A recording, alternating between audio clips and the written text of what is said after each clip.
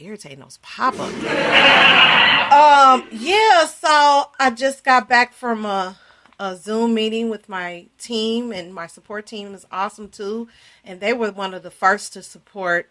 See, you know, what I've learned over the years as an entrepreneur, as a Black woman, African American woman, that it's really time to start paying attention to who's interested, who's in your corner, because that's not very easy to find these days. And so a lot of people come from being mistreated, having different backgrounds, and a lot of struggles in life, and they don't feel like nobody's there for them. They don't feel like nobody cares. It's like people come and go in your life, and that's why I say on Rock Bottom, you know, on the love-hate track, you know, which I'm looking to record that so I don't have to say it every time I go on live. But I do enjoy saying it because I can be normal and natural and I don't have to worry about making a mistake. And so I'm not here to be perfect because I know I'll never reach that, but I'm here to be excellent. And so I do appreciate, once again, you guys, for just taking out the time to love and to hate the Boss Ladies Live radio show. So, I'm seriously, I do really appreciate everybody, you know, the people that have been the guests on the show. Shout out to those people that come in the chat room out of nowhere. Shout out to you. Shout out to Speak Life that came through with the promo videos and adding people to the show and sharing and liking at the same time, engaging on the chat room as well. So all my people, you know who you are, the Boss Team Department Support Team. Shout out to Wig Dude, because you guys, you just don't know. I can't wait to get Skype on. So when I turn on this doggone thing, I'm on Spreaker and Skype, and then you'll get a touch to see different videos of me making my own wig line. I'm starting that up with the Super Bond wig, so I'm excited about that. So let me quit yapping here. I have a story to say, and before I get into the story, I just want to say excuse me for the background noise, but I don't have soundproof walls yet. Like I said, I just started. So I first of all, the subject will be tonight: Hagar, battered, beaten, and rejected, but not abandoned. And I picked that because a lot of times we don't talk about violence, abuse a lot, just like we don't talk about depression a lot. It's talked about, but if you're not part of that community, you won't know what's out there. So get out there and find out what you could do to help, you know, turn this problem into a solution. And I come from a battered, beaten, and rejected place. But I found out, and I discovered through that the Lord was always there, no matter what I went through. And I have been through the worst of the worst. Some people say, oh my God, send me worse. It was worse than that. Not diminishing nobody else's pain, but this is my truth. And so I wanted to share my story. I was battered by broken men. I was rejected by broken people. I was never abandoned because Jesus loved me. I was raised in an emotional and battered environment. We moved a lot, but the brokenness followed us. I was raised to know rejection, but I never knew that rejection would reject me. I was never abandoned because Jesus never rejected me and has plans to never batter me, yet to better me. I know how Hagar feels. Even though she made a mistake, it wasn't her fault. She was a part of a selfish plan that didn't work. All she did, what she was programmed to do, was be a slave. So when I come back, that's what we're going to talk about. How Hagar handled a battered situation, a beaten situation, and a rejected situation by just being who she was. But come to find out through that, she was not abandoned. So I'm going to take a short, quick break. You know what I'm saying? And then when we come back, we're going to get some EDU in our lives. So stay tuned. Don't go nowhere. Be right back. This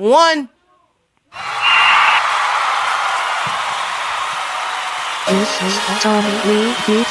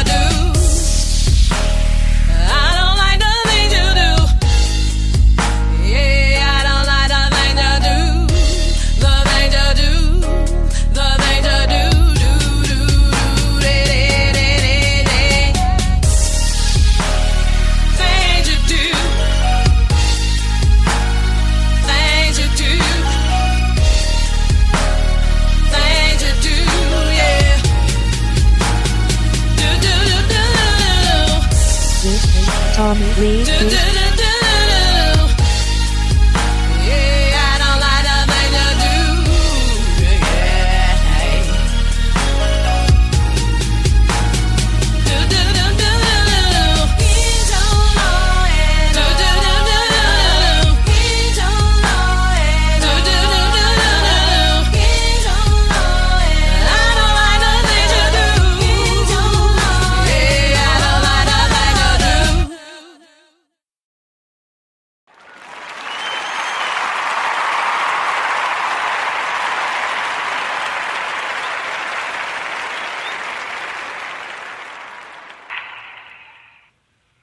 Hagar, battered, beaten, and rejected, but not abandoned. Hagar, battered, beaten, and rejected, but not abandoned. She was a young slave from Egypt who found herself in the midst of a foreign, nomad people. She was given a new name, Hagar, and a position as maidservant to Sarai, Abraham's wife. Sarai probably felt emotionally abandoned and socially scorned because she had not given birth to the son God had promised. Genesis 15, 2-6. In accordance with the custom of that time, Sarai decided and convinced Abram to use Hagar as a surrogate concubine. Genesis 16, 1-3. It seems odd that Sarah would choose a woman who was not of her own cultural background and faith. Perhaps Hagar was special to Sarai, or her slave status prevented refusal. Let us pray. Our Father, who art in heaven, hallowed be thy name. Let your kingdom come, let your will be done, on earth as it is in heaven. Give us this day our daily bread, and forgive us our trespasses, as we forgive those who trespass against us. Lead us not into temptation, but deliver us from the evil one. For you are the kingdom, the power, and the glory, forever and ever. Amen.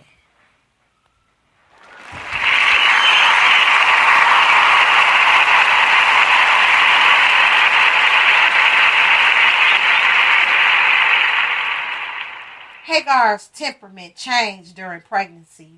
She became insolent and arrogant towards Sarai. With Abraham's permission, Sarai cruelly reprimanded Hagar. Because of Sarai's mistreatment, Hagar fled into the desert where she met an angel of God. He told her to return to Sarai and give birth to Abraham's son, Ishmael, who will become the father of a nation. Hagar was amazed that the living God saw her. Filled with hope, Hagar returned and gave birth to her son. Genesis 16, 4-15. In God's time and by God's grace, the promised son Isaac was born to Sarah and Abraham. Genesis 21, 1-8. Whose names were changed by God before Isaac's birth. Now Sarah saw Hagar's child as a threat to Isaac's position as heir, so she implored Abraham to expel them. Genesis 21, 9-14. Hagar and Ishmael were sent into the desert with a meager supply of bread and water. When the water ran out, Hagar sat apart from her son, so as not to witness his death. Again, the angel of God appeared to reassure her of God's plan and to reveal to her a well of drinking water. Refreshed, renewed, and redirected, Hagar, now a free woman, set out to raise her son alone. Ishmael grew up to be a strong, powerful man, an archer and a skilled hunter, and founder of the Arab nations.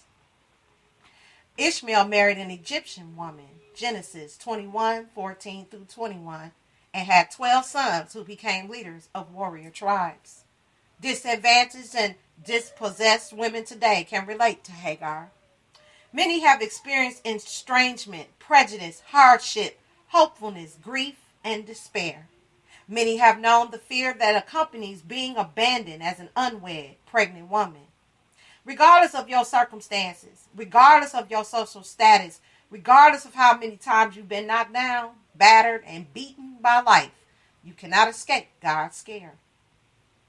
God provided for Hagar and her son and he can and will provide for every woman.